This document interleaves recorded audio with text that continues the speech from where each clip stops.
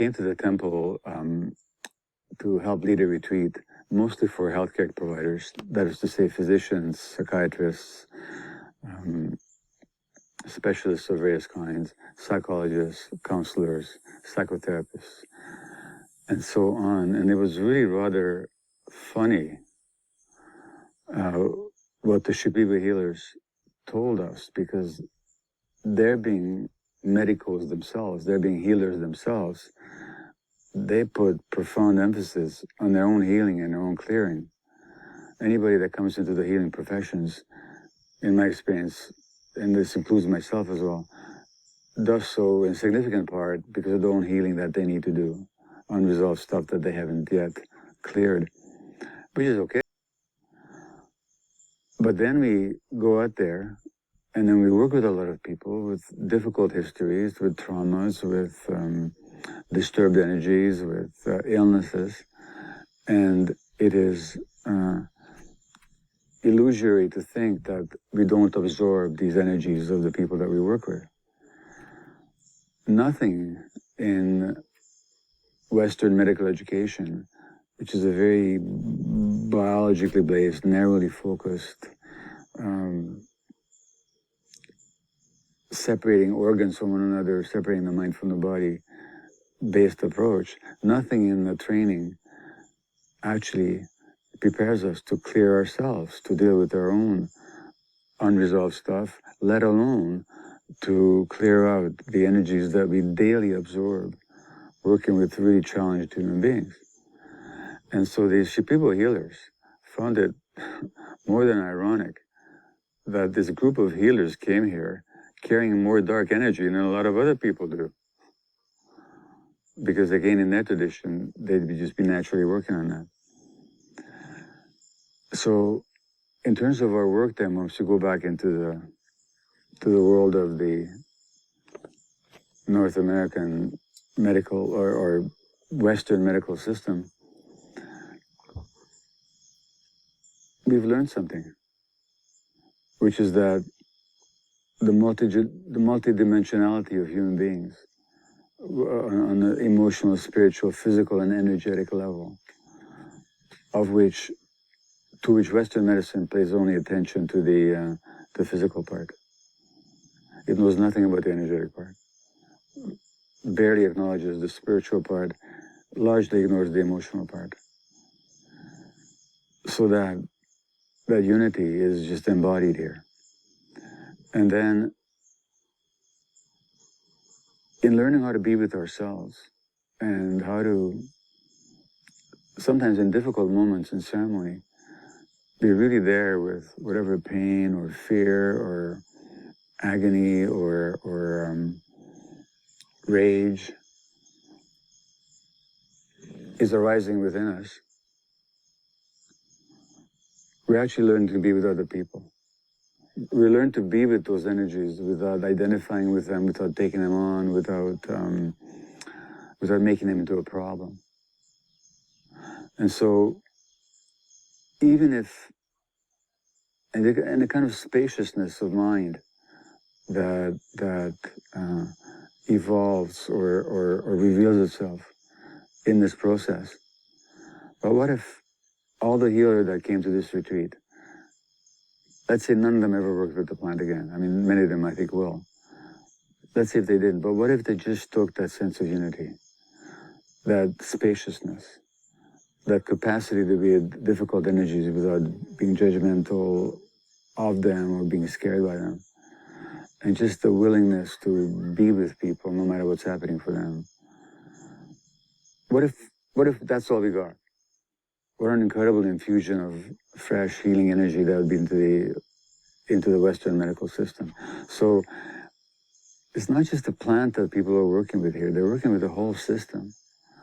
And that system has a lot to teach our highly technologized, in many ways brilliantly advanced Western system, but it's lacking something that the example of this particular healing technology could really supplement and fulfill and complete, I should say. And LSD, psilocybin, and other hallucinogenic drugs were deemed illegal by the Food and Drug Administration. Fast forward to 2020. Psychological research with hallucinogenic drugs is a legitimate field of study again, with the FDA allowing a handful of medical research organizations to conduct what's called breakthrough therapy with psychedelics. Researchers are looking at whether these drugs can be used to treat depression, anorexia, PTSD, and even alcohol and tobacco dependence. In June, advocates in Oregon announced they had gathered enough signatures to put an initiative on the state's November ballot that would legalize psilocybin-assisted therapy. Meanwhile, Washington, D.C. voters are likely to consider a psilocybin decriminalization measure this fall, following the examples of cities including Denver and Oakland and Santa Cruz, California, which have recently passed similar measures. So what's different about today's research using psychedelics? How do drugs that have long been considered taboo in polite society become tools for treating a growing number of mental health issues? We will be delving into these and other questions today here on Speaking of Psychology, the flagship podcast of the American Psychological Association that explores the connections between psychological science and everyday life. I'm Kim Mills. Our guest today is Dr. Roland Griffiths. He is director of the Center for Psychedelic and Consciousness Research and a professor of psychiatry and behavioral sciences at Johns Hopkins University in Baltimore. The center's research group was the first to obtain regulatory approval in the United States to reinitiate research with psychedelics in healthy volunteers. Their 2006 publication on the safety and enduring positive effects of a single dose of psilocybin is widely considered the landmark study that sparked a renewal of psychedelic research worldwide. Dr. Griffiths himself has published widely on the psychological effects of sedative hypnotics, caffeine, and novel mood-altering drugs. In 1999, he initiated a research program investigating the effects of psilocybin in healthy volunteers, in long-term meditators, and in religious leaders. Welcome to Speaking of Psychology, Dr. Griffiths. Thank you, Kim. I'm pleased to be here. So my first question is, how did you get into this line of research? Where were you in the 1960s and what were you doing? And on a more serious note, how were you able to do studies on psilocybin in 1999? So my training was in psychopharmacology, an interdisciplinary program in psychology and pharmacology. And I received my PhD at University of Minnesota and then came out to Johns Hopkins to pursue research on mood-altering drugs. And as you mentioned, I did quite a bit of research on sedative hypnotics, caffeine, and a variety of other kinds of compounds. Most of our research was focused on drugs of abuse, and about 25 years ago, I started a meditation practice that got me very curious about the nature of altered states of consciousness and the potential for transformative change.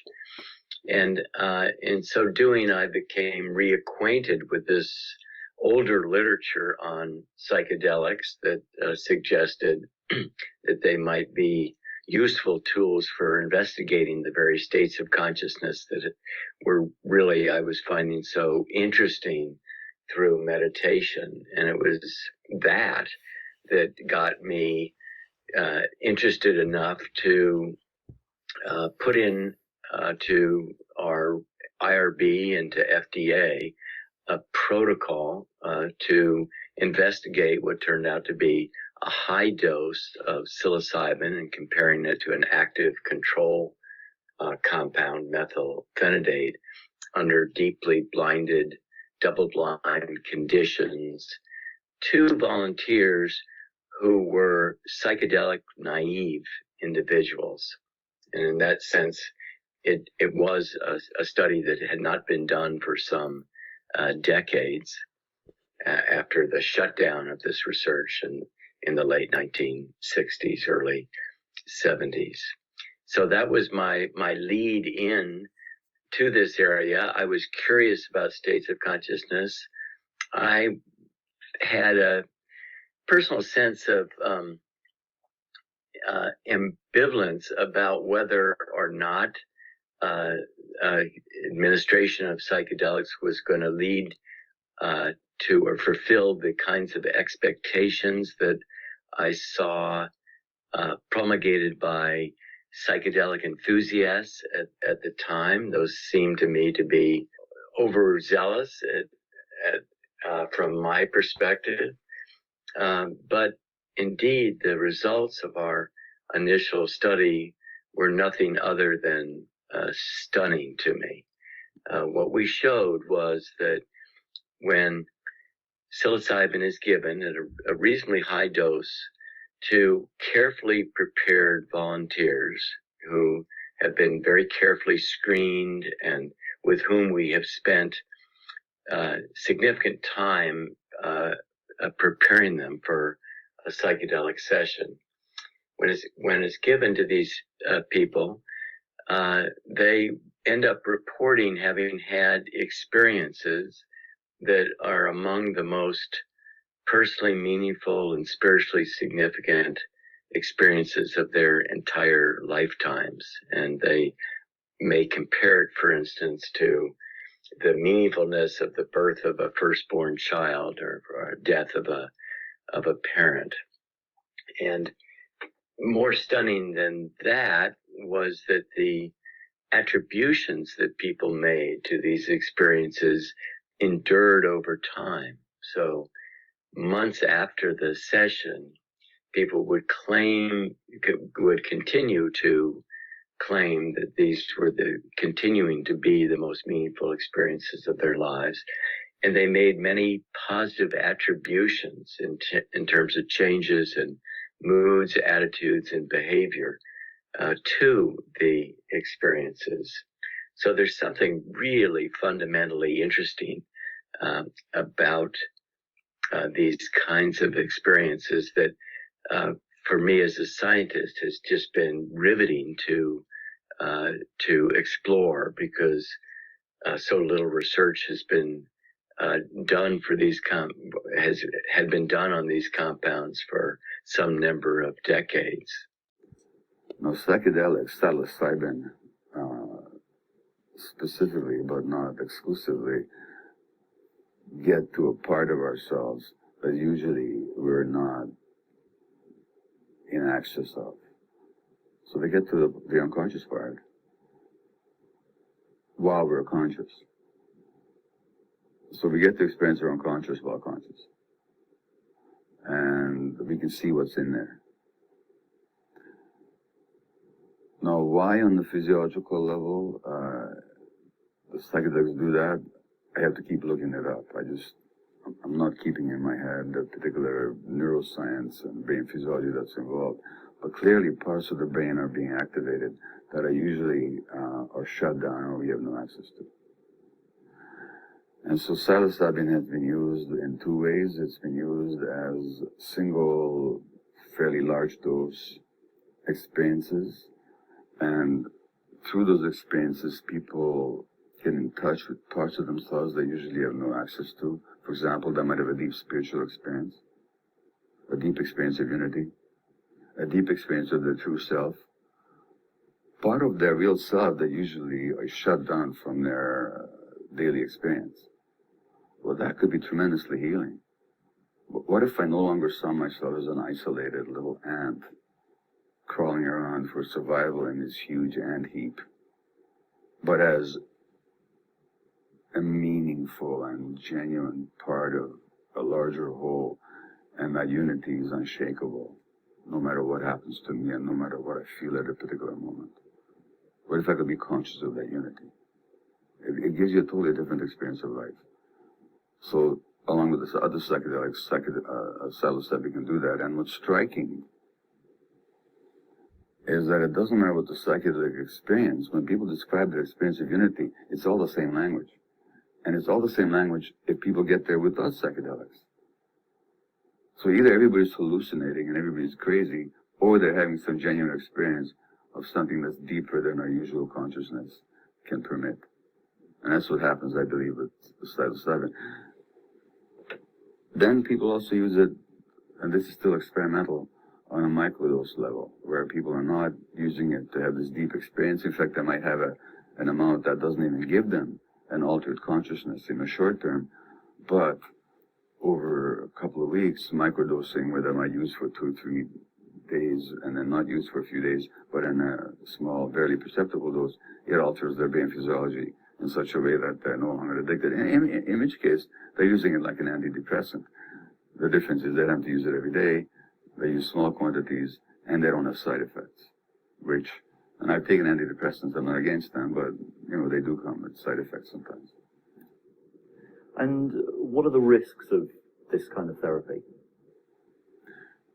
Well, the risk is really only that if people have experiences they can't handle and leaves them unmoored. So these experiences, these plants traditionally, and the mushrooms have been used traditionally by native peoples. Ayahuasca has been used traditionally by native peoples. Iboga has been used traditionally by native peoples in Africa and Latin America and North America, peyote and so on. But there's always in a context. So hi, my name is Gabor Maté. I'm a medical doctor from North America. I've been working with ayahuasca for over 10 years now in many different contexts, including in North America, here in Peru, Colombia. This is my first time at the Temple of the Way of Light. I came here to lead a group, and much to my surprise, I was the one that ended up being led. The Shipibo healers here, within a few moments of being with me, realized how much help I needed to clear some stuff out that I had been carrying really all my life. And they also found a way to work with it. So I've had the most profound 5 days in terms of healing, as I can identify at this point, at any moment, at any time in my life.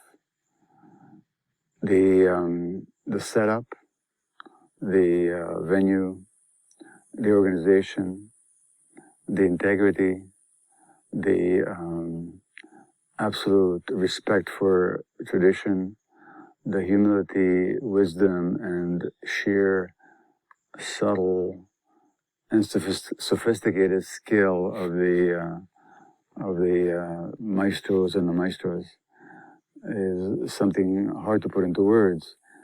But I've experienced it. I've experienced an energetic clearing. I've experienced an emotional clearing. I've experienced the joy and a peace that really is beyond my experience. And I've also learned how to work with myself now in a way that'll keep this process going. What can I tell you?